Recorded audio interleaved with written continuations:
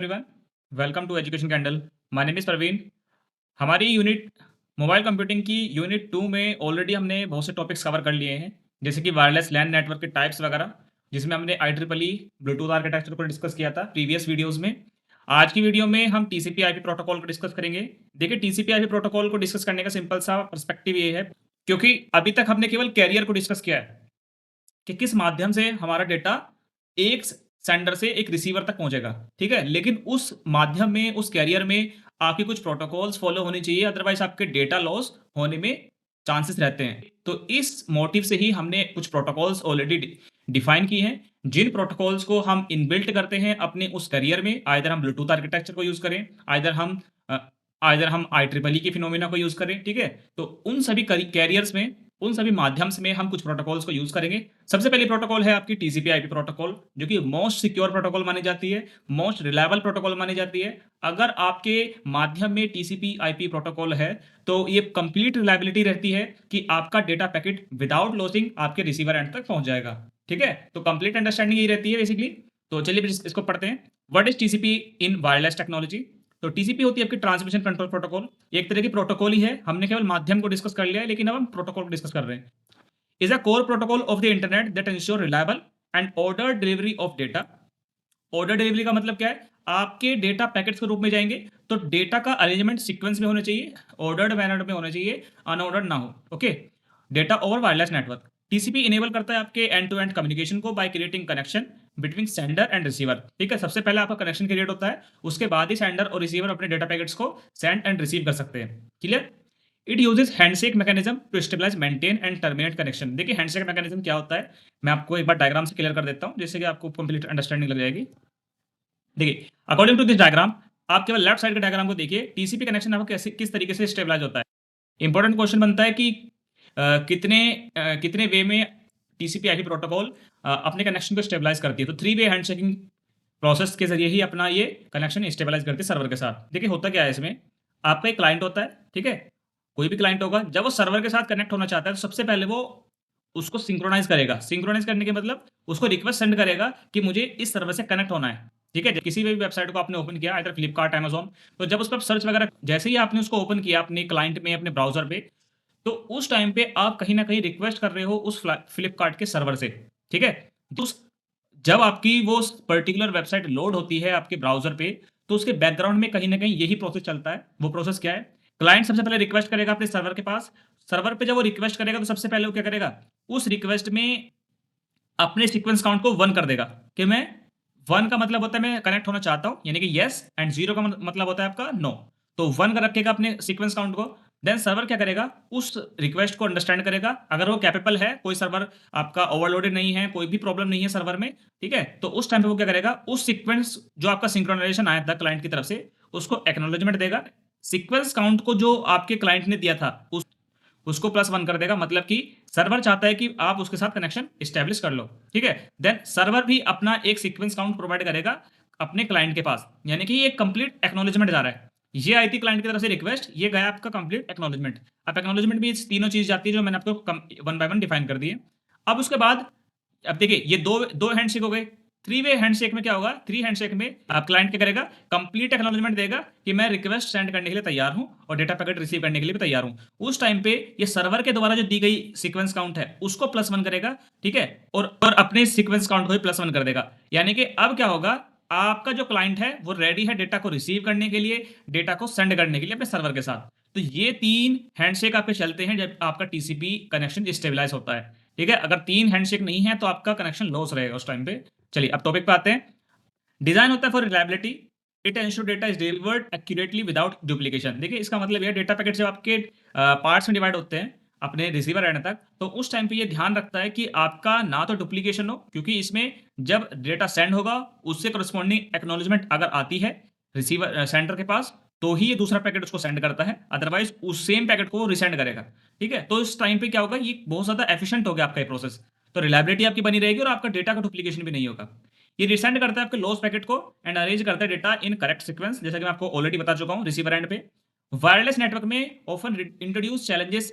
High latency रहती है wireless network में, हमने ऑलरेडी डिस्कस कर लिए पॉइंट। हाई लेटेंसी रहती है, पैकेट का लॉस के चांसेस रहते हैं, लेकिन जो टीसीपी है आपके अडॉप्ट करता है फ्लो कंट्रोल को एंड एरर करेक्शन को, इसलिए टीसीपी प्रोटोकॉल जो है इस तरीके के एरर को रिजॉल्व करने के लिए बहुत ज़्यादा हेल्पफुल है। It is widely used for application requiring accuracy like web browsing, जैसे एरिया में ज़्यादातर यूज़ होता है, जहाँ पे ब्राउजिंग करके आप सर्वर से कनेक्ट होते हो, डेटा पैकेट्स की डिमांड करते हो, फाइल ट्रांसफर करने में, ईमेल वगैरह में, ठीक है? TCP in wireless network ensure smooth communication despite varying signal quality.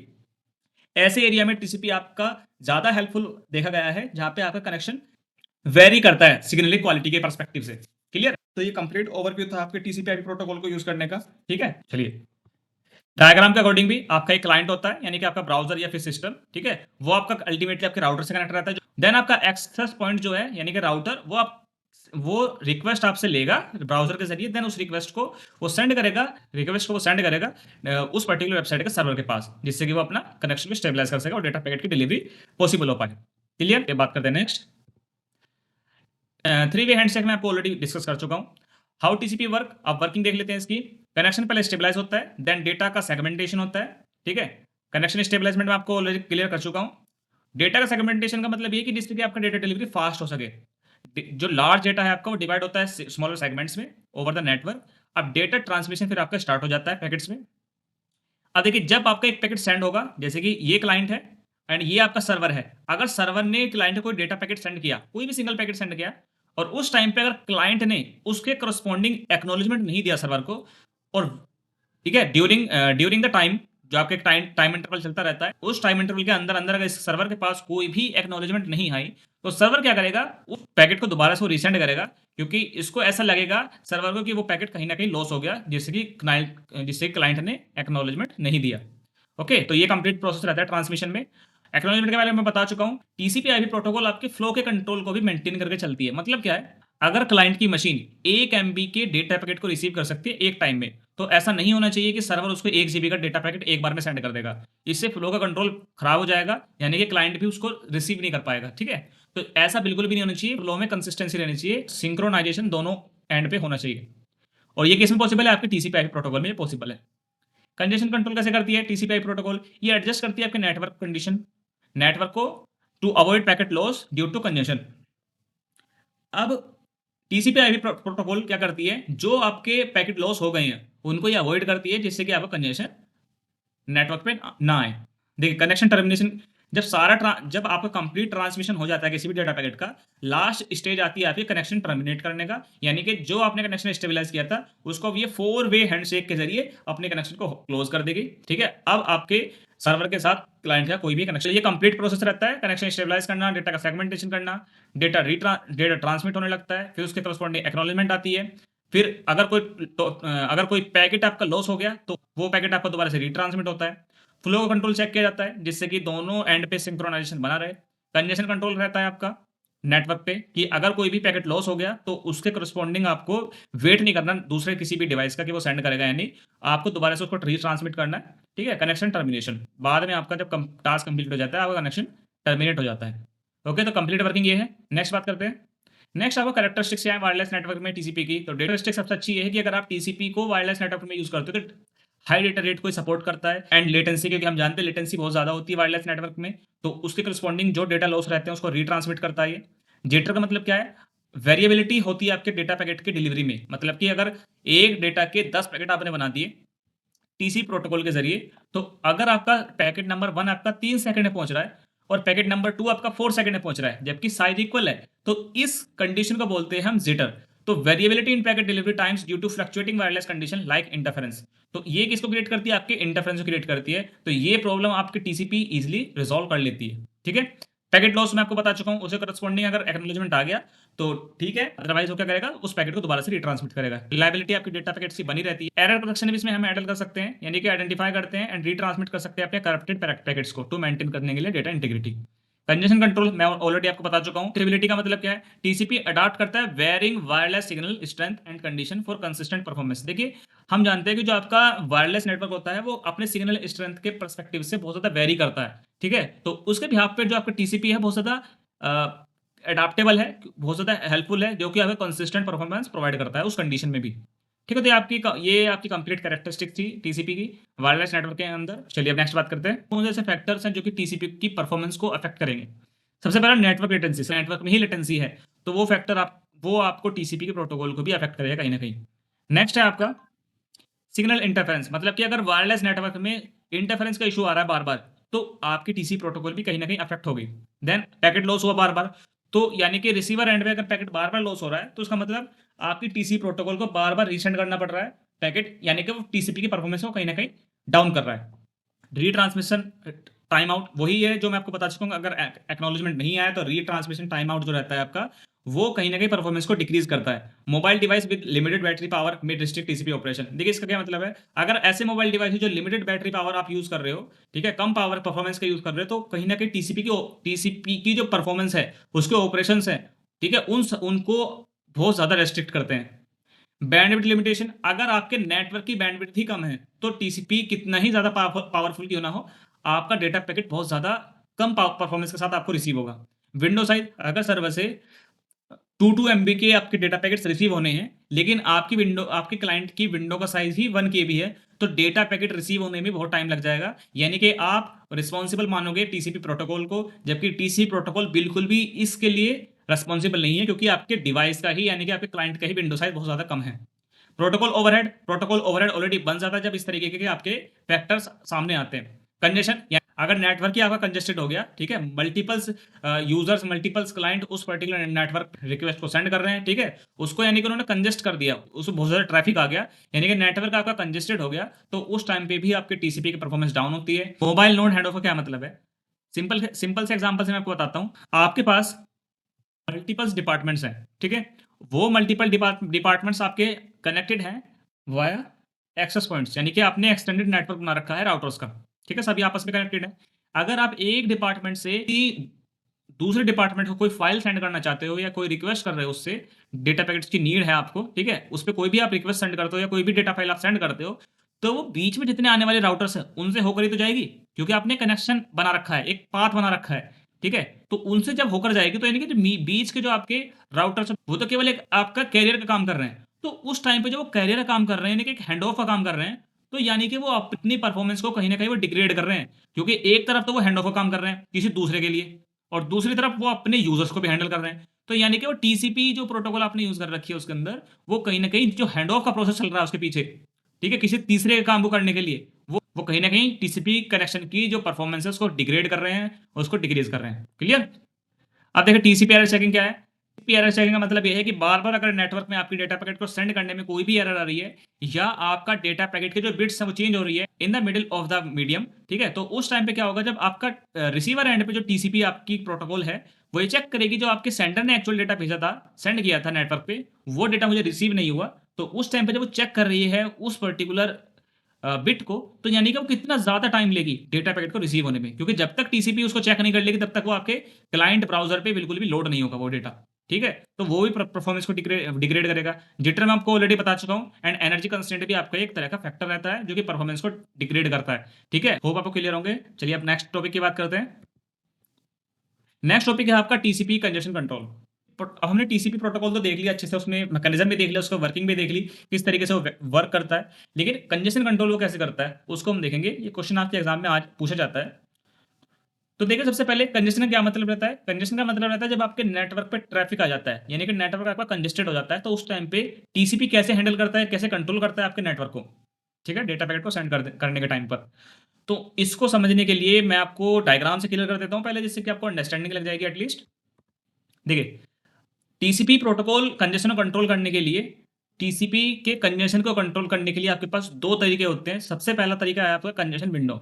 मतलब क्या है इसका, ट्रैफिक, यानी कि देखिए नेटवर्क पे आपका ट्रैफिक आ रहा है, तो यानी कि रीजन हो सकता है जो आपके नेटवर्क पे ट्रैफिक ज्यादा आ रहा है। एक तो रीजन ये हो सकता है कि आपका जो सेंडर है वो मल्टीपल्स पैकेट, यानी कि ज्यादा साइज के पैकेट्स को वो सेंड कर रहा है आपके रिसीवर तक, ठीक है, एक तो रीजन ये हो सकता है। और ऐसे भी हो सकता है कि जो आपका सेंडर है वो ज्यादा परफॉर्मेंस से, ज्यादा स्पीड से फास्टली डेटा पैकेट्स को सेंड कर रहा है अपने रिसीवर तक, ठीक है, अपने क्लाइंट तक, लेकिन क्लाइंट जो है वो इतना कैपेबल नहीं है उन डेटा पैकेट्स को रिसीव कर सके। तो जो बाकी के डेटा पैकेट्स हैं वो आपके नेटवर्क में रहकर उसको कंजेस्टेड कर रहे हैं, कहीं ना कहीं उसमें ट्रैफिक को बढ़ा रहे हैं। तो उस टाइम पे टीसीपी आईपी प्रोटोकॉल पे क्या मैकेनिज्म है, आपका जो रिसीवर है यानी कि जो आपका क्लाइंट है, वो एक रिक्वेस्ट सेंड करता है अपने सेंडर के पास कि आप अपनी जो स्पीड को स्लो डाउन कर लो, या डेटा पैकेट्स को क्रिएट कर रखा है उसको आप ब्रेक कर लो, क्योंकि मेरे विंडो का साइज कम है। और जब वो रिक्वेस्ट सेंड करता है तो उस टाइम पे वो अपनी विंडो का साइज ही बताता है कि मेरी विंडो का साइज इतना है, उसके ही करस्पॉन्डिंग आप डेटा पैकेट्स को सेंड करो। क्लियर? जिससे क्या होगा, आपका सेंडर उतनी ही साइज का, उतनी ही विंडो साइज का डेटा पैकेट उसको सेंड करेगा। ठीक है, विंडो, जिससे कि आपका कंजेशन कंट्रोल कम से काफी हद तक कम होता है। नेक्स्ट आता है कंजेशन पॉलिसी। ये ज्यादा इंपॉर्टेंट है, आपके एग्जाम में पूछी जाती है कंजेशन पॉलिसी क्या होती है कंजेशन कंट्रोल करने के लिए। तो कंजेशन पॉलिसी में आपकी देखिए बहुत ईजी तरीके से समझाऊंगा डायग्राम के अकॉर्डिंग, एकदम से ध्यान से देखना इसको। कंजेशन पॉलिसी आपकी तीन तरीके की होती है, एक आपका स्लो स्टार्ट, एक होता है कंजेशन अवॉइडेंस फेज, एक होता है आपका कंजेशन डिटेक्शन फेज। सबसे पहले हम देखते हैं स्लो स्टार्ट क्या होता है। स्लो स्टार्ट ये होता है कि अगर आपका कोई भी 1 एमएसएस यानी कि मैक्सिमम सेगमेंट साइज जो आपने सेगमेंट्स में डिवाइड करा है अपने कंप्लीट डेटा को, अगर वो 1 एमएसएस का है, तो उस टाइम पे जब उसने सेंड किया, ठीक है, नेटवर्क पे अपने सेगमेंट के साइज को, जो आपका सेंडर है वो धीरे धीरे बढ़ाता है, वो एक्सपोनेंशियली बढ़ाता है। किसके अंदर? स्लो स्टार्ट के अंदर। स्लो स्टार्ट हम इसको इसलिए ही बोल रहे हैं क्योंकि वो अपने सेगमेंट के साइज को स्लोली बढ़ाता है, एक्सपोनेंशियली बढ़ाता है, जिससे कि वो ये चेक करता है कि उसकी जो मैक्सिमम, उसकी जो थ्रेशोल्ड वैल्यू है आपके नेटवर्क की, वो कितनी है, जिससे कि मैं अपने डेटा पैकेट की जो मैक्सिमम रेंज है सेंड करने की, वो वहां तक रखूंगा उसको। ठीक है, तो यानी कि वो 2 की पावर 0 में ये सेंड करता है। बेसिकली जो आपका सेंडर रहता है वो 2 की पावर 0 में अपने डेटा पैकेट्स को सेंड करता है, अपने सेगमेंट्स को सेंड करता है। यानी कि 2 की पावर 0 का मतलब 1 सेगमेंट जाएगा, पहले 1 सेगमेंट साइज का, 2 की पावर 1 यानी 2 साइज का आपका सेगमेंट जाएगा।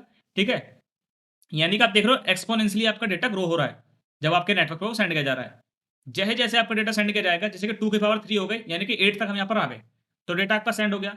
लेकिन यहाँ पर अगर आपने किया 2 की पावर 4 यानी कि 16, तो 16 वो जैसे ही होगा, हो सकता है नेटवर्क की जो कैपेसिटी है वो 12 पैकेट्स की हो एक बार में।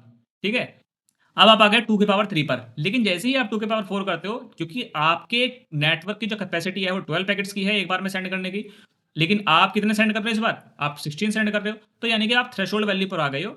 आपकी बार आपको क्या करना है, अपने डेटा पैकेट को सेंड करने की जो परफॉर्मेंस है उसको वहीं पर स्टॉप करना है, यानी कि 2 की पावर 3 तक ही आपको सेंड करना है वहां तक। तो इसको बोलते हैं हम स्लो स्टार्ट, यानी कि आप एक्सपोनेंशियली सेंड कर रहे हो अपने डेटा पैकेट्स को इन द फॉर्म ऑफ 2 की पावर्स। ठीक है, पहले 2 की पावर 0 देन 2 की पावर 1, इसलिए आपका डेटा इस तरीके से सेंड किया जाता है आपके नेटवर्क पे। अब क्या हो रहा है, थ्री सेंडर को यहाँ पे इसकी थ्रेशोल्ड वैल्यू मिल जाएगी इस पॉइंट पर। अब वो किसको यूज करेगा? अब वो यूज करेगा कंजेशन अवॉइडेंस फेस को। कंजेशन अवॉइडेंस फेस में हम क्या करते हैं, नेटवर्क में डेटा पैकेट को सेंड करने का जो साइज है उसको हम 1 से इंक्रीमेंट करते हैं, कम ना कि 2 की पावर्स में। ठीक है, पहले हम किस में कर रहे थे? 2 की पावर्स में इंक्रीज कर रहे थे। अब की बार हम उसको 1 से इंक्रीज करते हैं। 1 से इंक्रीज करने का क्या मतलब है, देखिए हमने क्यों स्लो स्टार्ट ही जारी क्यों नहीं रखा यहाँ पे, क्योंकि अगर यहाँ पे 2 की पावर 3 हमारा 8 आ गया, नेटवर्क की कैपेसिटी कितनी है? 12 पैकेट्स एक बार में हैंडल करने की। लेकिन आपने जैसे ही 2 की पावर 4 किया अकॉर्डिंग टू स्लो स्टार्ट, तो वो कितना होगा? 16। तो 16 पैकेट्स, वैसे तो वो हैंडल करेगा ही नहीं उनको, क्योंकि उसकी कितनी कैपेसिटी है, नेटवर्क की कैपेसिटी 12 पैकेट्स की। तो वो किसको क्या उसको क्या बता देगा, वो उसको मैसेज दे देगा मेरी इतनी कैपेसिटी है ही नहीं। और स्लो स्टार्ट वाली फेज यहाँ पे फेल हो जाती है, क्योंकि वो 2 की पावर्स में चलती है, और 2 की पावर्स में 12 आपका आएगा ही नहीं, इसलिए आपका डेटा पैकेट सेंड नहीं हो पाएगा उस पर्टिकुलर साइज तक। ठीक है, और आप 8 से 12 पैकेट तक जो आपके डेटा पैकेट्स को सेंड करने की कैपेसिटी है वो कितनी ज़्यादा डिग्रेड हो रही है, यानी कि 4 पैकेट्स आप और सेंड कर सकते हो इस नेटवर्क में। ठीक है, जिससे कि आप एफिशिएंट यूटिलाइज कर सको अपने नेटवर्क को। क्लियर? तो इसलिए अभी हम क्या करते हैं, इस पॉइंट के बाद यूज करते हैं हम कंजेशन अवॉइडेंस फेज को, यानी कि अब हम 2 की पावर से बिना करके अब उसको 1 से इंक्रीमेंट करेंगे, जिससे चेक करेंगे कि उसकी मैक्सिमम रिसीवर कैपेसिटी कितनी है। तो 2 की पावर 3 कितना होगा? 8, देन 9 सेंड करेंगे, देन 10, 11, 12 जैसे ही मिलेगा उसको, ऐसे ही उसको पता चल जाएगा कि इसकी कैपेसिटी इतनी है, वो उसी फेज में उनको सेंड करेगा, उससे ज़्यादा उसको इंक्रीज नहीं करेगा। लास्ट फेज आती है आपकी डिटेक्शन की। इस फेज में क्या करता है चेक, वो आपके कंजेशन को डिटेक्ट करता है। अगर इसके बाद भी कोई कंजेशन आता है तो वो क्या करेगा, इन दोनों फेज में से, जो आपने दो फेज पढ़ी थी, स्लो स्टार्ट फेज, दूसरा आपका कंजेशन अवॉइडेंस फेज, इन दोनों फेज में से किसी एक में भी वो बैक करता है, रोल बैक करता है। ठीक है, क्लियर? यानी कि अगर इस पॉइंट पे, अगर आप इस पॉइंट पे जिसमें आप यूज कर रहे हो कंजेशन अवॉइडेंस फेज को, इस वाली फेज को 1 इंक्रीमेंट करके अगर इस पॉइंट पे डेटा पैकेट को सेंड करते टाइम आपको कंजेशन मिलता है, यानी कि आप कंजेशन को डिटेक्ट करते हो अपने नेटवर्क पे, तो आप इन दोनों में से किसी भी फेज में बैक करोगे। अब देखिए एक क्वेश्चन और अराइज होता है कि किस फेज पे वो करना है, बैक करना है हमको। मैं आपको क्लियर कर देता हूं। अगर कंजेशन डिटेक्शन आपके टाइम आउट की वजह से हुआ, मतलब कि आपके सेंडर ने डेटा पैकेट सेंड किया, लेकिन ड्यूरिंग द टाइम इंटरवल आप उसको एक्नॉलेजमेंट नहीं मिला, टाइम उसका आउट हो गया, तो उस टाइम पे जो कंजेशन, उस टाइम पे जो डेटा पैकेट मूव करता रहता है, आपके नेटवर्क में और उसकी वजह से जो कंजेशन डिटेक्ट होता है, तो उस टाइम पे आप मूव करोगे स्लो स्टार्ट के फेस में। और इसके अलावा जितने भी आपके कोलिजन डिटेक्शन की कंडीशंस आ सकती हैं, वो आपकी बैक करती हैं आपके कंजेशन अवॉइडेंस वाले फेस में। क्लियर है? ठीक है, टाइम आउट वाले में स्लो स्टार्ट में आओगे बैक करके आप, और इसके अलावा जितनी भी आपकी कंडीशन आएंगी उसमें आप कंजेशन अवॉइडेंस वाले फेस में आओगे। ठीक है, ये आपका कंप्लीट प्रोसेस रहता है, उसी को मैंने इसमें डिफाइन कर रखा है। TCP congestion control is a mechanism used by TCP transmission control protocol to prevent network congestion and ensure efficient data transmission, जो ऑलरेडी हम देख चुके हैं। ठीक है, कंजेशन अगर आपने सही से डिटेक्ट कर लिया तो उस टाइम पे आप अपने डेटा पैकेट्स को एफिशिएंटली ट्रांसमिट कर पाओगे अपने नेटवर्क पे। Works by controlling the rate at which data is sent to avoid overwhelming the network. ठीक है, अगर डिटेक्शन अच्छा है तो उस टाइम पे आप नेटवर्क पे ज्यादा लोड नहीं डालोगे, क्योंकि अगर आपको पता चल गया कि कंजेशन आया हुआ है, ट्रैफिक है ऑलरेडी नेटवर्क पे, तो आप क्यों डेटा पैकेट सेंड कर रहे हो। स्लो स्टार्ट में क्या होगा, ग्रेजुअली आप इंक्रीज करते हैं, जैसे कि मैं आपको ऑलरेडी बता चुका हूँ डायग्राम के अकॉर्डिंग। एक्सपोनेंशियली आप 2 की पावर से में डेटा पैकेट को ट्रांसमिट करने का जो साइज है उसको इंक्रीज करते रहते हो नेटवर्क पे। ठीक है, और जैसे ही आपको थ्रेशोल्ड वैल्यू मिलती है तो उस पर ही आप पॉइंट पे रुक जाते हो। ठीक है, कंजेशन अवॉइडेंस में क्या करते हो आप, एडिटिव इंक्रीज करते हो। एडिटिव इंक्रीज का मतलब +1 से इंक्रीज करते हो डेटा साइज को, और उसके बाद डेटा पैकेट को सेंड करते हो। जैसे ही आपको मैक्सिमम साइज मिल जाता है, आपकी कैपेसिटी मिल जाती है नेटवर्क की, वहीं पे आप रुक जाते हो। फास्ट रिट्रांसमिट में क्या करते हो आप, fast retransmit triggers when packet are lost, retransmit them without waiting for a time out. अब इसमें क्या होता है कि आपका पैकेट जैसे ही लॉस होगा तो उस टाइम पे आप टाइम आउट पे डिपेंड ना होकर फास्टली रिट्रांसमिट करोगे अपने पैकेट। फास्ट रिकवरी क्या मतलब है, सेंडर टू रिसीवर अगर आपका कनेक्शन स्टेबलाइज्ड है ऑलरेडी, नेटवर्क में जो ट्रैफिक आया हुआ था जिसकी वजह से इनके बीच में कनेक्शन ब्रेक हो गया था, और एक टाइम पे अगर अगर वो कंडीशन रिजॉल्व हो गया, तो उस टाइम पे सेंडर और रिसीवर के बीच में एक मैसेज सेंड होता है क्विकली, जो कि ये बताता है कि आप अपना डेटा ट्रांसमिशन दोबारा से रिकवर कर सकते हो, उसको कंटिन्यू कर सकते हो। The goal of TCP congestion control is to maintain and balance between efficient use of network resource and minimise कर सकते हैं पैकेट लॉसेस को। ये हमने देख लिया है ऑलरेडी डायग्राम के अकॉर्डिंग, अपने टीसीपी के जरिए अपने पैकेट लॉस को काफी हद तक मिनिमाइज कर सकते हो। तो टीसीपी कंजेशन कंट्रोल हमने देख लिया थ्योरेटिकल भी और डायग्राम से भी। होप क्लियर होगा। जो पॉइंट्स मैंने इस डायग्राम के अकॉर्डिंग आपको बताए हैं, स्लो स्टार्ट के भी, कंजेशन अवॉइडेंस के भी, एंड आपके कंजेशन डिटेक्शन फेस वाले भी, उन्हीं पॉइंट्स को ध्यान में रखना और उन्हीं को ही डिफाइन करना है आपको। अब नेक्स्ट टॉपिक की बात करते हैं। नेक्स्ट है आपका टॉपिक डेटा ब्रॉडकास्टिंग। सिंपल से एग्जांपल से आपको मैं इस टॉपिक को क्लियर करूंगा एकदम। आपने एक माइक लगा दिया, ठीक है, माइक से आप कोई भी माइक पे कोई भी पर्टिकुलर पर्सन उस पर स्पीच दे रहा है और सुनने वाले डिफरेंट डिफरेंट पीपल्स हैं, तो उस तरीके के ट्रांसमिशन को बोलते हैं ब्रॉडकास्टिंग करना। यानी कि सेंडर आपका एक होता है और रिसीव करने वाले जो पीपल्स हैं, रिसीव करने वाले जो आपके क्लाइंट्स हैं, वो आपके मल्टीपल्स होते हैं। उसी को बोलते हैं हम डेटा ब्रॉडकास्टिंग। क्लियर?